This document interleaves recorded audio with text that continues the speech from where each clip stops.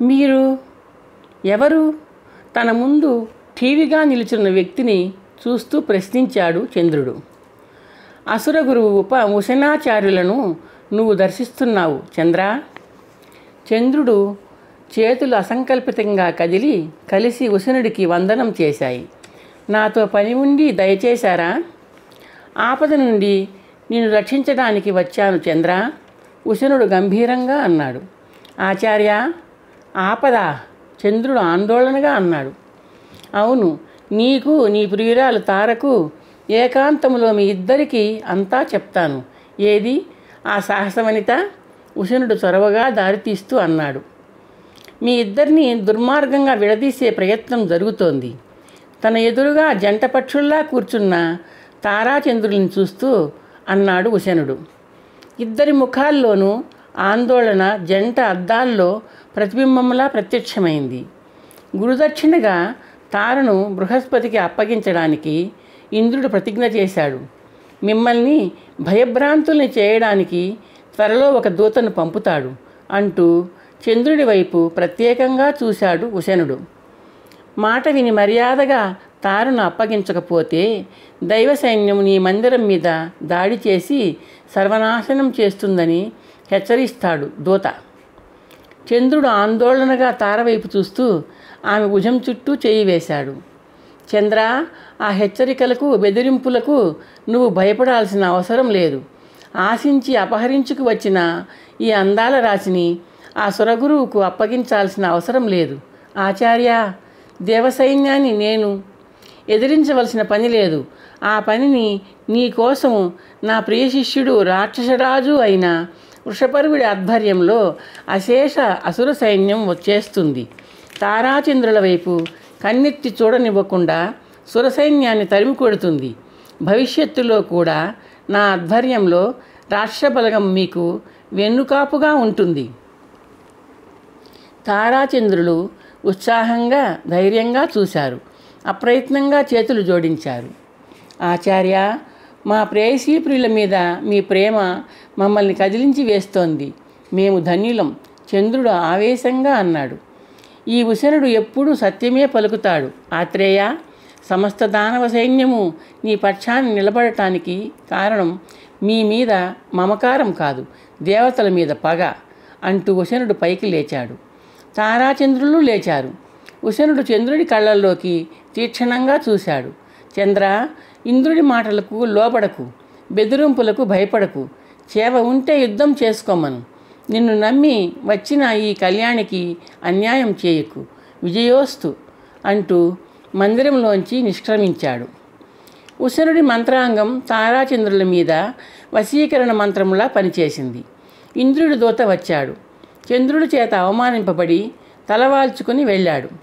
గురువుకు వాగ్దానం చేసిన విధంగానే ఇంద్రుడు సైన్యాన్ని సమాయత్తపరిచి చంద్రుడి మీద యుద్ధం ప్రకటించాడు. తన రథం మీద బృహస్పతిని తీసుకుని స్వయంగా చంద్రమందిరం వైపు బయలుదేరాడు. దేవేంద్రుని వెనక దేవసైన్యం సమరోత్సాహంతో ఉరకలు వేసింది. చంద్రమందిరాన్ని సమీపిస్తున్న ఇంద్రుడిని, ఆయన సైన్యాన్ని అక్కడి దృశ్యం నిలువెత్తు ఆశ్చర్యంలో ముంచివేసింది. తారాచంద్రుడు విడిది చేసిన మందిరానికి చుట్టూ కట్టని గోడల, పెట్టని కోటల, వేల సంఖ్యలో రాక్షససేన మోహరించి ఉంది. భయం కలిగించే ఆ సైన్యం ముందు రాక్షసరాజు వృషపర్వుడు, రాక్షసాచార్యుడు ఉశనుడు ఉన్నారు. దేవతల సైన్యం గోచరించగానే రాక్షసుల చేతులలోని రకరకాల మారణాయుధాలు ఒక్కసారిగా పైకి లేచాయి. వేలాది కంఠాలు ఒక్కసారిగా చేసిన యుద్ధనాదం ఆకాశమంతటా గొలుసు ఉరుముల ధ్వనిలా మారుమ్రోగింది. సరిగ్గా ఆ సమయానికి ఆకాశ మార్గంలో వెళ్తున్న నారదుడు అదిరిపడి చేస్తున్న నారాయణ నామగానాన్ని ఆపి కిందికి సారించాడు తన చూపుల్ని. దేవదానవ సైన్యాన్ని, దానవ సైన్యం రక్షణలో ఉన్న చంద్రమందిరాన్ని చూడగానే ఆయనకు అంతా అర్థమైపోయింది. ఏమాత్రం ఆలస్యం చేయకుండా అంతర్ధానమైపోయాడు నారదుడు. ఆకాశములో అంతర్ధానమైన నారదుడు మరుక్షణం బ్రహ్మదేవుడి ముందు నిలుచున్నాడు. తారాచంద్రులు కేంద్రబిందువులుగా జరగబోతున్న దేవదానవ యుద్ధమనే అవాంతరాన్ని వివరించాడు. బ్రహ్మ ఆందోళనతో తన పద్మాసనం మించి దిగాడు. క్షణంలో బ్రహ్మ నారద సహితంగా చంద్రమందిరం వద్ద ప్రత్యక్షమయ్యాడు. ఉశనుడితోనూ వృషపర్వుడితోనూ సంప్రదించాడు. చంద్రుడు చేసినది ధర్మవిరుద్ధమైన కార్యమని, అధర్మ కార్యాన్ని సమర్థించడం ఇంకా అధర్మమని హితవు పలికాడు. అల్పకారణంతో దాయాదులు మారణకాండకు సిద్ధపడడం మంచిది కాదన్నాడు. ఇంద్రుడితోనూ బృహస్పతితోనూ మాట్లాడాడు.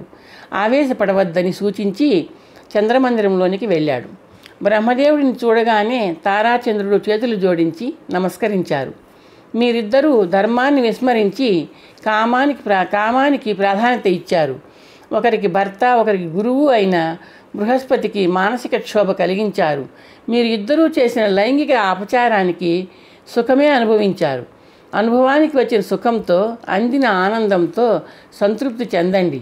బ్రహ్మ ఆగి ఇద్దరినీ చూశాడు. చంద్రుడు తదేకంగా బ్రహ్మనే చూస్తున్నాడు. ఎందుకో విచిత్రంగా ఆయన చేస్తున్న హితవాక్యాలు తనకు తానే చెప్పుకుంటున్నట్టు అనిపిస్తోంది చంద్రునికి. ఎందుకో తనకు తెలియదు కానీ బ్రహ్మవాక్కులు సహేతుకంగా, సమంజసంగా అనిపిస్తున్నాయి తారకు. బ్రహ్మ చూపులు తార మీదకి వాలాయి. గర్భంలో శిశువును దాచుకున్న తార బొద్దుగా ఉన్న తామర మొగ్గను గుర్తుకు తెస్తోంది ఆయనకు. బృహస్పతితో నీ కళ్యాణం ఏకోన్ముఖం, ఆనందం ద్విముఖం అంటూ ఆనాడు నిన్ను ఆశీర్వదించాను. ఆ దీవెన అంతరార్థం నీకు ఇప్పటికి అవగాహన అయి ఉంటుంది. విధి నీకు ప్రసాదించిన భర్తను చేరుకో. చంద్రబంధాన్ని ఒక మధుర స్వప్నంలా భావించి విస్మరించు. నీ భర్తకు సేవించు, తరించు. తార మౌనంగా బ్రహ్మపాదాలకు నమస్కరించింది. బ్రహ్మ దీవిస్తూ అన్నాడు, పతి సమాగమ ప్రాప్తిరస్తు. చంద్ర, తార నీ గురుదేవుని ఆస్తి. క్షేమంగా భద్రంగా నీ చేత్తో ఆయనకు అప్పగించు. అదే ప్రాయశ్చిత్తంగా నిన్ను ప్రక్షాళన చేస్తుంది. చంద్రుడు మౌనంగా నమస్కరించాడు. మెల్లగా తార వైపు తిరిగాడు. తార కళ్ళు తదేకంగా అతన్నే చూస్తున్నాయి. ఆ కళ్ళలో నీళ్లు తొణుకుతూ ఘనీభవించడానికి సిద్ధమవుతున్నాయి. చంద్రుడు చిరునవ్వుతో తారను చూస్తూ చేతిని చాచాడు. తార చెయ్యి కొమ్మ కోసం అన్వేషించే తీగలా సాగి చంద్రుడి చేతిని సమీపించింది. చంద్రుడి చేతి వేళ్ళు ఆమె చేతిని పట్టుకున్నాయి. ఇద్దరి కళ్ళు ఏవో నిశ్శబ్ద సంకేతాలను నింపుకుంటున్నట్టు పరస్పరం చూస్తూ ఉండిపోయాయి. ఆ చూపుల్లో 1000 ఆప్యాయతలు, 1,00,000 అనురాగాలు, 1,00,00,000 అనునయాలు. చంద్రుడు కదిలాడు. తార అతనితో పాటు కదిలింది.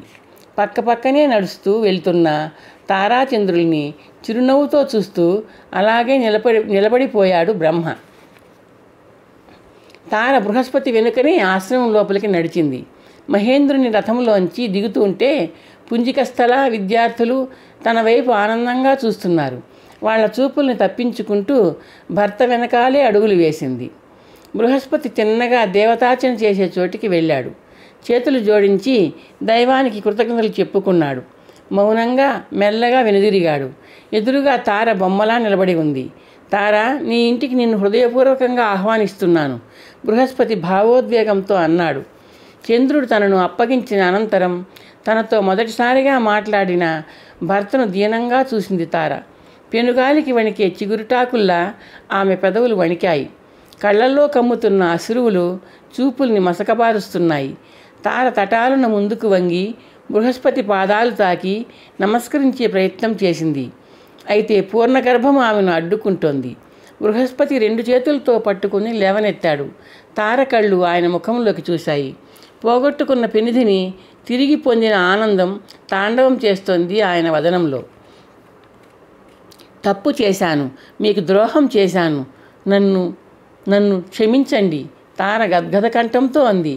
గర్భం నునుపు చేసిన ఆమె బుగ్గల మీద కన్నీళ్లు ఆమెలోని దుఃఖం లోతును కాలుస్తున్న కొలమానాల్లా గీతలు గీశాయి.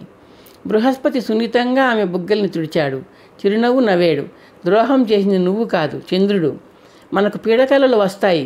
జరిగిందంతా నీకు వచ్చిన పీడకల అనుకో తారా. ఈ బృహస్పతి వంశాన్ని, అంగీరస గోత్రాన్ని అభివృద్ధి చేయి.